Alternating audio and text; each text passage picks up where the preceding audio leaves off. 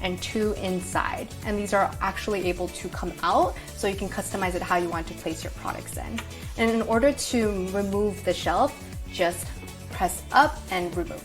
Now we're gonna go and put in some products to get you a visual of how it all looks like. And we actually have a blog that tells you what you can put in your fridge, so we'll leave that in the description box below so you can read it if you're interested. Now let's get started. Oh, let's put these in here actually. Toners, put it here. Forget I missed. Wow! So, this many sheet masks. And eye patch.